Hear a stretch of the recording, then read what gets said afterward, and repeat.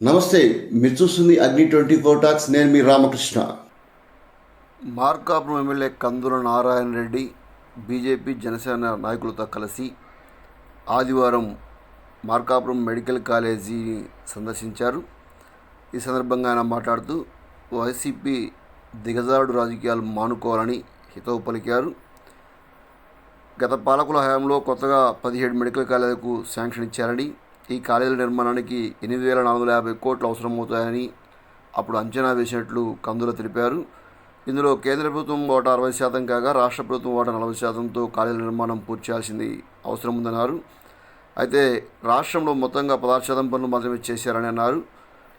గత ప్రభుత్వ హయాంలో మార్కాపురం మెడికల్ కాలేజీకి సంబంధించి 14,85,000 అడుగుల నిర్మాణం చేపట్టవలసిందని, కానీ కేవలం 3,60,000 చదరపు అడుగులు మాత్రమే పూర్తి చేశారన్నారు. ఇప్పుడు వైసీపీ నాయకులు ఏ మొహం పెట్టుకొని మెడికల్ కాలేజీ దగ్గరికి వెళ్ళి నిరసన వ్యక్తం చేస్తారంటూ ప్రశ్నించారు. ఈయన వెంట టీడీపీ నాయకులు ఒకలాడి మల్లికార్జున, కందుల రామిరెడ్డి, తాళపల్లి సత్యనారాయణ, ముద్దు వెంకటరెడ్డి, బీజేపీ నాయకులు పివి కృష్ణారావు, జనసేన నాయకులు సురేష్ తదితరులు ఉన్నారు. పార్టీ నాయకులు పెద్ద ఎత్తున పాల్గొని ఎమ్మెల్యే కందుల నాయుడికి సంఘీభావం తెలిపారు. వైసీపీ నీచ రాజకీయాలు మనుకునే సందర్భంగా వారు స్పష్టం చేశారు. చేస్తున్నారని చెప్పి మాట్లాడారు.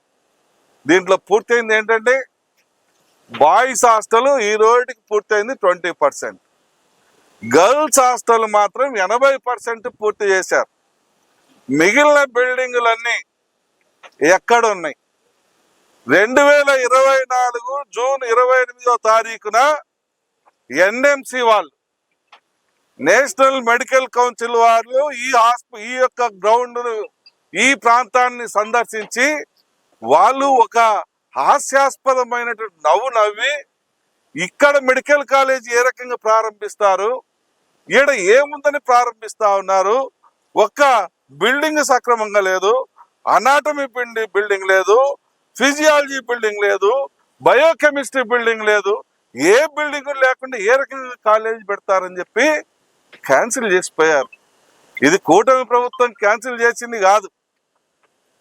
సరే, 8,450 కోట్లకు గాను మీరు ఇచ్చింది ఎంత? 1,450 కోట్లు మాత్రమే ఇచ్చి చేయి దులుపుకున్నారు. కానీ మీరు తెచ్చింది ఎంత? 13,000 కోట్ల రూపాయలు మెడికల్ కాలేజీల మీద మీరు రుణం తీసుకొచ్చారు. ఆ రుణం డబ్బులు ఎక్కడికి పోయినాయి? ఎందుకు మరి ఈ కాలేజీలు పూర్తి చేయలే? ఎందుకు ఈ ప్రాంతం పట్ల మీరు వివక్ష చూపించారు? ఎందుకు ఈ ప్రాంత ప్రజల చెవులలో పూలు పెట్టారో మీరు ప్రజలకు సమాధానం చెప్పాలా. మీరు ఇచ్చింది ఎంత అండి?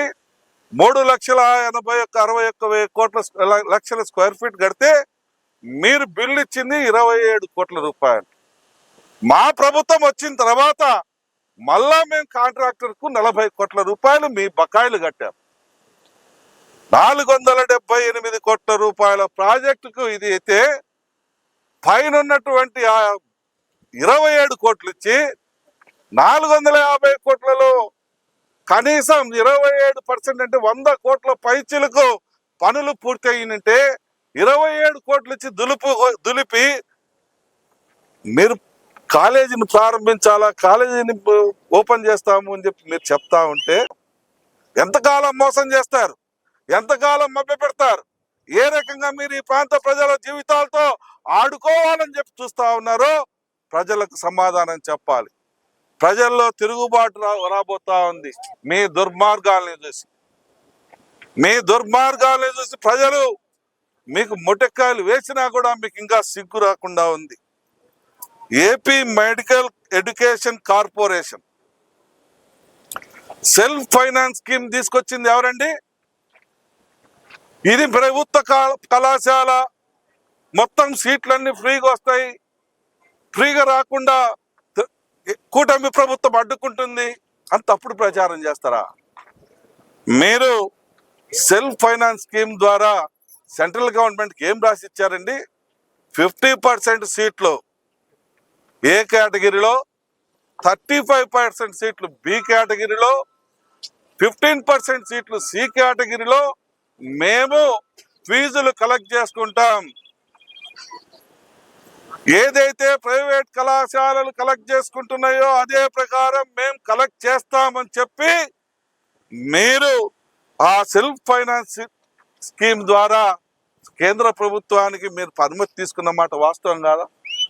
ఈ రోజు మీరు పోతున్న బాటలోనే మేము వస్తే మేము ప్రైవేట్ పరం చేశాము, ప్రైవేట్లకు అమ్ముతున్నామని చెప్తారా? సిగ్గుందా? మనుషులేనా? మనిషి పుట్టక పుట్టారా అని కూడా నేను అడుగుతా ఉన్నా మిమ్మల్ని. మీరు చేసింది రైట్, మేము చేస్తే తప్ప అంటే మీరు చేసిందే మేము ఫాలో అవటం, మేము చేస్తున్నది తప్ప? ఈరోజు పీపీపీ మోడ్లో మేము కళాశాల ఇవ్వబోతా ఉంటే ప్రైవేట్ పరం అంటారు. 13,000 కోట్లు తెచ్చినవాడు మరి ఏం బికావు? ఏం చేసావు? ఆ డబ్బు పక్కదారి పట్టించావు. 8,500 కోట్ల రూపాయలతో సింగిల్ టెండర్ ఇచ్చావు. మేము మా నాయకులు 8% కమిషన్ తీసుకొని టెండర్లు ఇప్పిస్తున్నా ఉన్నారా? అదే మాట మేము అనొచ్చు కదా మిమ్మల్ని.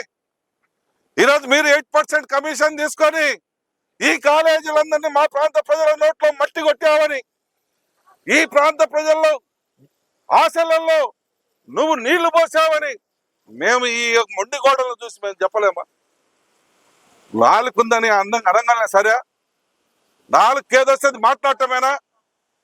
మంచి చెడు పెద్ద చిన్న గౌరవం లేకుండా ఇష్టం వచ్చినట్టు మాట్లాడుతూ ఉండేది కాకుండా మళ్ళా మమ్మల్ని కష్టపడి పనిచేస్తా ఉంటే, మా నాయకులు అహోరాత్రులు తిరిగి కష్టపడి పనిచేస్తా ఉంటే హేళన చేస్తారా? లంచాలు తీసుకుని మాట్లాడతారా? మీరు అసలు మనుషుల పశువుల అని కూడా మేము అడుగుతా ఉన్నాం. థ్యాంక్ యూ ఫర్ వాచింగ్ అగ్ని 24 టాక్స్.